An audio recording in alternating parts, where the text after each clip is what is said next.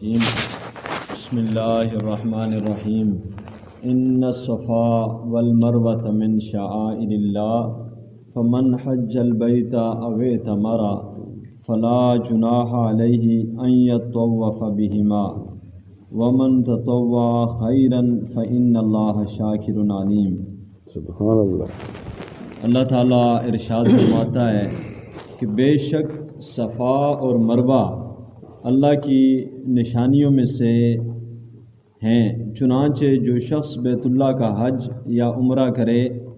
تو اس پر کوئی گناہ نہیں کہ ان دونوں کے درمیان چکر لگائے، اور جو شخص اپنی خوشی سے کوئی نیکی کرے تو یقیناً اللہ بڑا قدر شناس، بڑا خبردار ہے۔ سبحان اللہ۔ اس آیہ مبارکہ میں پہلے صفا کا ذکر ہے، صفا پہاڑی کا،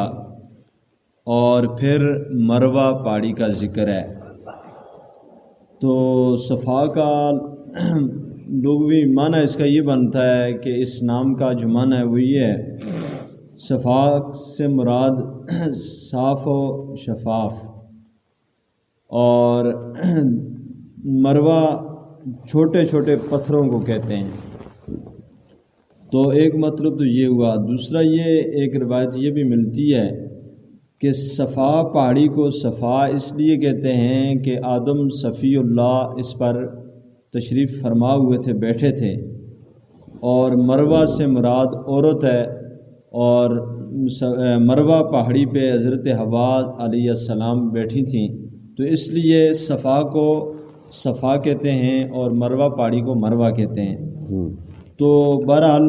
جو مطلب بھی ہو، اللہ تعالیٰ نے یہاں پہ یہ ارشاد فرمایا کہ صفا اور مروہ اللہ کی علامات میں سے، اللہ کی نشانیوں میں سے نشانی ہیں۔ تو کائنات کے اندر اللہ تعالیٰ کی نشانیاں شاعر اللہ ان چیزوں کو کہا جاتا ہے جن کے ذریعے سے اللہ تک پہنچا جا سکتا ہے۔ مثال کے طور پہ مسجدیں ہو گئیں، مزارات اولیاء ہو گئے، انبیاء کرام کے مزار ہو گئے، یہ سب شاعر اللہ ہیں۔ اور صفا و مروہ ایک چھوٹی چھوٹی دو پہاڑیاں ہیں، اتنی بڑی ہیں بھی نہیں، اور بیت اللہ شریف کے بالکل ساتھ ہی ہیں۔ تو ان میں جو مسئلہ اس آیت میں بیان ہوا ہے وہ مسئلہ یہ بیان ہوا ہے کہ حج اور عمرے کے دوران صحیح کرنا ان کے درمیان میں، یہ اللہ تعالیٰ نے فرمایا جو شخص صحیح کرتا ہے تو کر لیا کرے، اس پر کوئی گناہ نہیں ہے۔ صحابہ کرام علیہم رضوان، یعنی طلوع اسلام سے پہلے، اسلام کا ابھی ظہور نہیں ہوا تھا، تو اس سے پہلے دو مشرکین مکہ نے وہاں پہ دو بت نصب کیے ہوئے تھے، ایک صفا پہ اور دوسرا جو ہے بت تھا وہ مروہ پہ تھا۔ تو صفا پر تھا اس کا نام اصاف تھا، اور جو مروہ پہ بت نصب کیا تھا اس کا نام نائلہ تھا۔ تو مشرکین مکہ ان کی عبادت کرتے۔ جب صحابہ کرام علیہم رضوان نے، یعنی جب طلوع اسلام ہوا، اسلام قبول کر لیا لوگوں نے، تو اس دوران جب صحابہ ان دو پہاڑیوں کے درمیان میں دوڑے، تو چونکہ اس پر پہلے بت تھے تو صحابہ کو یہ چیز ذہن میں آئی کہ ان پہاڑیوں کا احترام کرنا چاہیے کہ نہیں کرنا چاہیے۔ تو اللہ تعالیٰ نے ارشاد فرمایا کرنا چاہیے،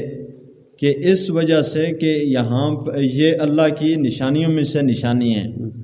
اب کائنات میں بڑے بڑے پہاڑ ہیں، کیٹو جیسی پہاڑیاں موجود ہیں، بڑے بڑے پہاڑ ہیں جنہیں سر کرنا انسان کے لیے کافی دشوار ہے، جن کی چوٹیوں میں پہنچنا بھی، لیکن اس کے باوجود اللہ نے ان چھوٹی چھوٹی پہاڑیوں کو، بالکل چھوٹی چھوٹی ہیں، تو انہیں اپنی نشانی اور اپنی جو ہے شاعر میں سے انہیں بنایا۔ تو اس کی وجہ کیا ہے؟ اس کی خاص وجہ یہ ہے کہ حضرت ابراہیم علیہ السلام کو جب حکم ہوا تو حضرت ابراہیم علیہ السلام نے حضرت اسماعیل اور حضرت ہاجرہ سلام اللہ علیہ کو اس وقت مکہ المکرمہ میں لا کے چھوڑا جب مکہ پاک میں کوئی پانی نہیں تھا، کوئی وہاں پہ درخت نہیں، کوئی قوم قبیلہ نہیں، اور بے آب و گیا غیر ذی زرع ایک وادی تھی۔ تو اس وادی میں لے کے چھوڑے ظاہری طور پہ زندگی کا کوئی آثار نہیں تھے، ایک ہوا تھی بس، اس کے علاوہ کچھ بھی وہاں پہ نہیں تھا۔ لیکن اللہ کو کچھ اور ہی منظور تھا، تو اللہ کے حکم پہ یہ بھی ان کے لیے ایک امتحان تھا ابراہیم علیہ السلام کے لیے۔ تو لے کے جب وہاں پہ چھوڑا تو حضرت مائی ہاجرہ سلام اللہ علیہ نے جب ابراہیم علیہ السلام بولے بھی نہ، کچھ بتایا بھی نہ، تو جب واپس پلٹ کے جانے لگے تو آپ نے پیچھے سے آواز دی اور فرمایا کہ ہمیں صرف اتنا بتا دیا جائے کہ آپ ہمیں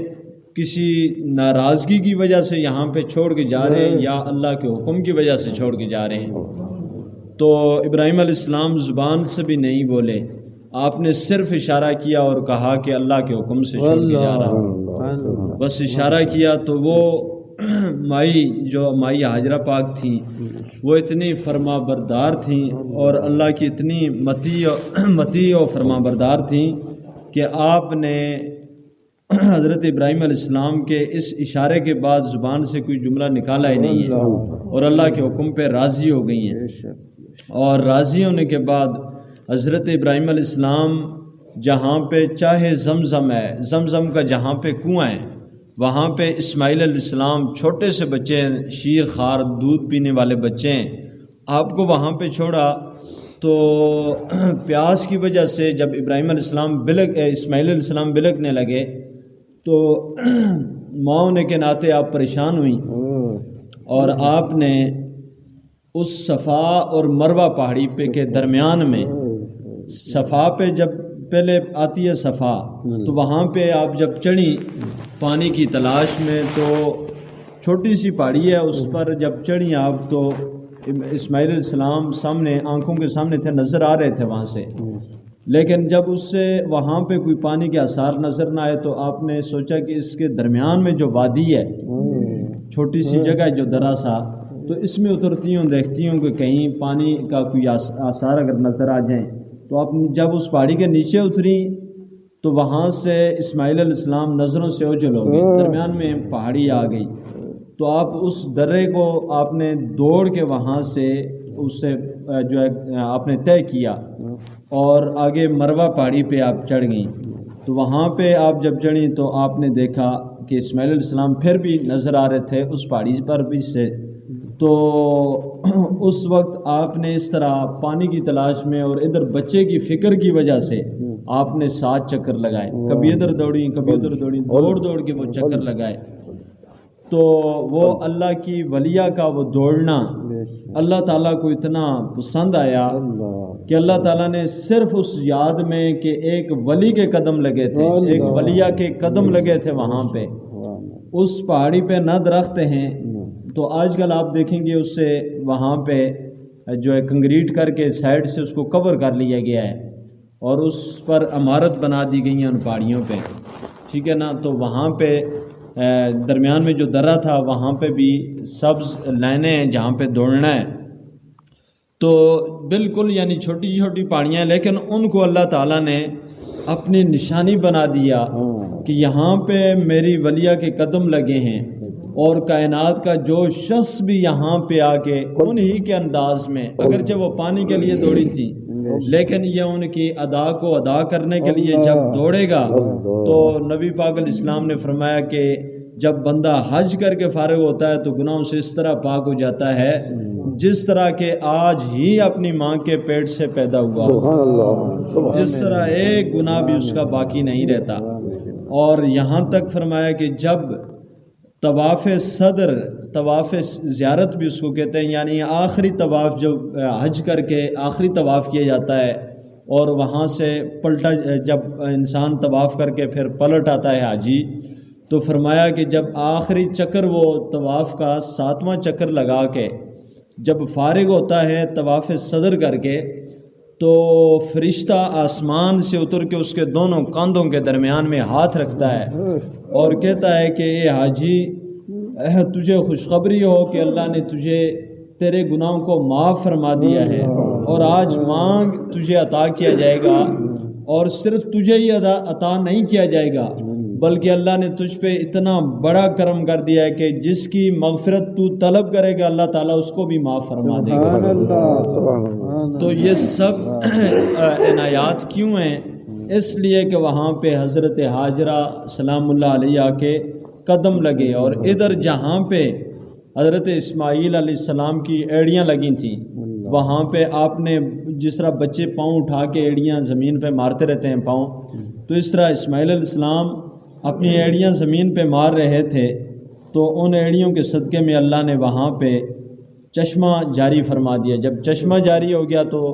حضرت حاجرہ سلام اللہ علیہ آپ کی زبان مادری جو زبان تھی وہ سریانی تھی، تو آپ نے سریانی زبان میں آپ نے زمزم کو کہا، اس پانی کو کہا زمزم، اس کے ارد گرد تھوڑا سا حالہ بنایا اور تھوڑا سا وہاں پہ ڈک لگا کے فرمایا کہ زم زم، اس کا مطلب ہے رک جا رک جا۔ یہ سریانی کا لفظ ہے، زم کا مطلب ہے رک، تو رک جا رک جا۔ تو وہ پانی وہاں پہ اتنا ہی آپ نے جتنا حالہ بنایا تھا وہ کنواں بن گیا۔ تو اب نبی پاک علیہ السلام فرماتے ہیں کہ اللہ تعالیٰ مائی صاحبہ پہ رحم فرمائے، اگر یہ جملے نہ فرماتی کہ رک جا رک جا، تو یہ پانی کائنات کی تمام اقوام کے لیے، تمام انسانیت کے لیے یہ پانی کافی ہوتا، کسی اور دریا سمندر کی اور کسی چشمے کی ضرورت نہ پڑتی، یہ ساری زمین کو سیراب کر دیتا اور سارے انسانوں کو یہ سیراب کر دیتا۔ اتنا اللہ نے اس میں برکت رکھی ہے، اور اس کی وجہ کیا ہے؟ اس کی وجہ یہ ہے کہ وہ اللہ کے پیغمبر کی ایڑیوں سے نکلا ہے، ان کی برکت سے نکلا ہے۔ تو صفا و مروہ کو اللہ نے اپنی نشانیاں قرار دیا۔ تو اس میں ایک اور چیز بھی اس سے یہ پتہ چلتا ہے کہ جب اللہ کے حضرت حاجرہ تو نبی نہیں ہیں، اللہ کی ولیاں ہیں، آپ کو تو یہ پتہ ہی ہے کہ نبی کے لیے مرد ہونا ضروری ہے۔ تو جہاں جس جگہ پہ اللہ کی ولی کے قدم لگ جائیں تو اللہ اس کو بھی اپنی نشانی بنا دیتا ہے۔ تو اس سے یہ بات بھی عیاں ہوتی ہے کہ جہاں پہ نبی پاک صلی اللہ علیہ وسلم کی امت کے اولیاء، علماء ربانین، جنہیں نبی پاک علیہ السلام کی یعنی نبی پاک علیہ السلام کا امت ہی ہونے کا شرف ہے، تو یہ اتنا بڑا اعزاز ہے کہ اس کا مقابلہ ساری امتیں مل کے نہیں کر سکتی۔ تو جہاں پہ سرکار دو جہاں صلی اللہ علیہ وسلم کی امت کا کوئی ولی اگر وہاں پہ ٹھہر کے چلا کرتا ہے، تو آپ نے دیکھا ہے کہ امام بری سرکار کے چلا گائے ہیں، تو وہاں پہ لوگ وہاں پہ جا کے دعائیں کرتے ہیں۔ کافی ساری جگہ پہ امام بری سرکار کی ہیں، سائیں سیلی سرکار کی ہیں، اور کافی جگہ پہ اور اولیاء کرام کی ہوتی ہیں۔ تو بعض لوگ کہتے ہیں جی یہ آپ نے کیوں یہاں پہ جھنڈیاں لگا رکھی ہیں اور آپ یہاں پہ آ کے دعا کرتے ہیں، حالانکہ یہاں پہ مزار بھی نہیں ہے۔ تو جہاں پہ صرف نبی کا قدم ولی کا قدم لگے تو اللہ اس جگہ کو اپنی نشانی بنا لیتا ہے۔ تو جہاں پہ اللہ کے ولی نے رہ کے جہاں پہ چلا کیا ہوگا، عبادت کی ہوگی، شام و سحر اللہ کو پکارا ہوگا، تو وہاں پر جو اللہ کی رحمتیں نازل ہوتی ہوں گی ان کا اندازہ کون کر سکتا ہے۔ اور جہاں پہ قدم لگنے کی جگہ نہ ہو بلکہ خود ولی کا جسم موجود ہو، جس طرح کے مزار ہیں، تو مزار ایسی جگہ ہوتی ہے جہاں پہ جا کے اللہ تعالیٰ کی رحمت کے سمندر میں انسان جو ہے وہ ڈوب جاتا ہے۔ اور یہی ایک خاص وجہ ہے کہ یہ ایک بڑا مشکل جملہ ہوتا ہے، عام سمجھ نہیں آتا عوام میں، لیکن یہ خاص راز کی بات ہوتی ہے۔ سیدی عبدالعزیز دبار رحمۃ اللہ تعالیٰ علیہ فرماتے ہیں کہ جس طرح فتح کبیر کے اولیاء ہوتے ہیں، یعنی ان سے پردے کائنات کے اٹھ جاتے ہیں، تو اسی طرح یعنی اللہ کی جو نظام ہے، ایک ہے نور کا اور دوسرا ہے ظلمت کا، اندھیرے کا۔ تو بڑے بڑے شیاطین آپ نے دیکھا ہوگا کہ جس طرح حضرت داتا پاک کا واقعہ بھی ہے، حضرت خواجہ اجمیری کا واقعہ بھی ہے کہ حضرت خواجہ غریب نواز رحمۃ اللہ تعالیٰ علیہ جب اجمیر شریف میں گئے تو ایک ہندو نے اپنی کھڑاؤں جو ہے وہ اپنی ایک ہندو ہوا میں پرواز کرنے لگا، ٹھیک ہے نا، ایک جوگی تھا وہ ہوا میں پرواز کرنے لگا۔ تو انسان میں اور آپ جو ہے ہوا میں پرواز نہیں کر سکتے، تو وہ ایک غیر مسلم ایک کافر ہوا میں پرواز کیسے کرنے لگا، ٹھیک ہے۔ تو یہ بھی ایک خاص اللہ نے ایک نظام اللہ کا ہے، ایک طاقت ہوتی ہے، ٹھیک ہے نا، یہ بھی ایک نظام ہوتا ہے، لیکن ہوتا ہے وہ ظلمت کا نظام، وہ جس میں زیادہ ہوگا وہ اللہ سے اتنا ہی زیادہ دور ہوگا، اور ادھر جس میں کرامت زیادہ ہوگی یا جس میں ایمان زیادہ ہوگا، نور زیادہ ہوگا، تو وہ اللہ کے قریب زیادہ ہوگا۔ تو وہ جو یعنی ہوا میں اڑنے والے لوگ ہیں انہیں خاص ایک قوت عطا کی جاتی ہے، ان سے بھی پردے اٹھ جاتے ہیں زمین کے، تو اس طرح کے وہ بھی کل کی آنے والی باتیں بتاتے رہتے ہیں، اس طرح کے معاملات بتاتے ہیں۔ لیکن حضرت سیدی عبدالعزیز دبار رحمۃ اللہ تعالی علیہ فرماتے ہیں کہ زمین کے پردے تو جب ان کی نگاہوں سے اٹھتے ہیں تو اس میں خاص راز ہوتا ہے، خاص راز یہ ہوتا ہے کہ شاعر اللہ سے پردہ نہیں اٹھتا، یعنی جتنے بھی شاعر اللہ ہیں، اور پھر آپ نے فرمایا کہ مثلاً گنبد خضرا سے ان کی نگاہوں سے گنبد خضرا اوجل رہتا ہے، بیت اللہ شریف اوجل رہتا ہے، اور مساجد جتنی بھی ہیں وہ ان کی نظروں میں نہیں آتی، اور جتنے بھی اولیاء کرام کے مزار ہوں گے وہ ان کی نظروں میں نہیں آئیں گے۔ باقی ایک جوگی بھی یہاں سے بیٹھ کے وہ دوسرے ملک میں دیکھ سکتا ہے، ٹھیک ہے نا، یہ کفر کا جو نظام ہے یہ بھی اللہ کا بنایا ہوا ہے، مشکل بات ہے، لیکن یہ ہے کہ یہ ایک نظام ہے، لیکن اس کے باوجود بھی جو اللہ کے ولیوں کے مزار ہوتے ہیں وہ ان کی نگاہوں میں نہیں آتے، اس لیے کہ ان کے اندر کفر بھرا ہوتا ہے، ٹھیک ہے نا، شیطانوں کے اندر کفر بھرا ہوتا ہے۔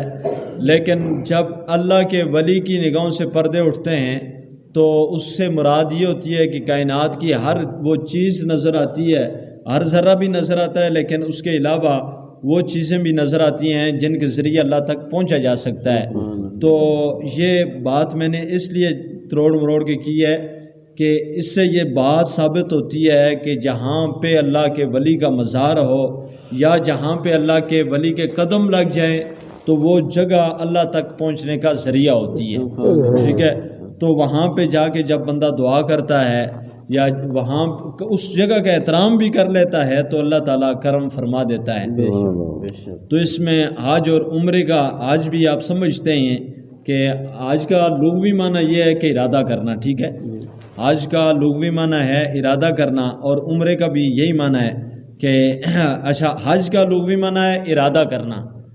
اور شرعی معنی یہ ہے کہ مخصوص طریقے کے ساتھ بیت اللہ شریف میں چکر لگانا، وہ اچھا مخصوص طریقے کے ساتھ صفا و مروہ کی صحیح سے مراد یہ دوڑنا، ٹھیک ہے،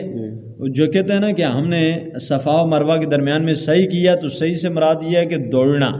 تو وہاں پہ 7 چکر دوڑ کے لگانا، جتنی بندے میں یعنی سکت ہے تو اس کے مطابق وہ وہاں پہ دوڑے گا نارمل انداز میں،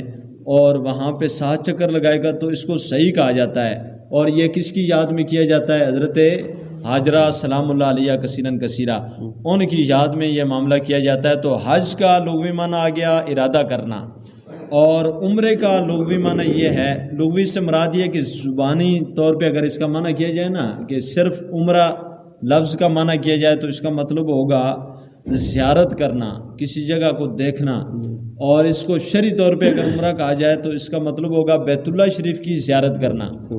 زیارت تو کافی لوگ کرتے ہیں، مری کی بھی زیارت کرتے ہیں، تو اس سے مراد یہ نہیں ہوتی عمرہ، ٹھیک ہے نا۔ تو زیارت جب بیت اللہ شریف کی جائے گی تو اس کو کہا جائے گا کہ میں نے عمرہ کیا ہے، تو اس سے مراد یہ ہوگی کہ اس نے بیت اللہ شریف کا عمرہ کیا ہے۔ تو جب جو بندہ عمرہ کرے تو حج کرنا زندگی میں ایک مرتبہ فرض ہے، جس بندے کو اللہ نے استطاعت دی ہے، اور عمرہ کرنا یہ سنت ہے نبی پاک صلی اللہ علیہ وسلم کی، اور اس کی وجہ سے بھی اللہ تعالیٰ گناہوں سے انسان کو جو ہے پاک کر دیتا ہے۔ تو اس آیہ مبارکہ میں ایک اور چیز بھی بیان فرمائی گئی ہے، وہ ہے نوافل کے متعلق۔ نوافل سے مراد یہ ہے کہ کوئی بھی نیکی ایسی ہو جسے اللہ نے فرض نہیں کیا، جسے فرض نہ کیا ہو یا واجب نہ کیا ہو، لیکن ایک مثال کے طور پہ ایک بندہ ہے نا،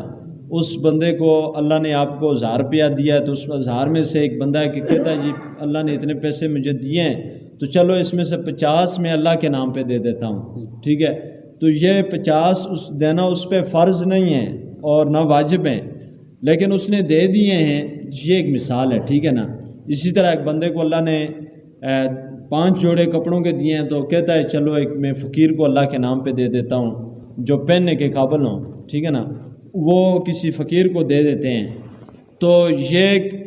فرض نہیں ہے، لیکن اللہ تعالیٰ فرماتا ہے کہ اس طرح کا معاملہ یعنی اپنے پاس سے کوئی نیکی کرتا ہے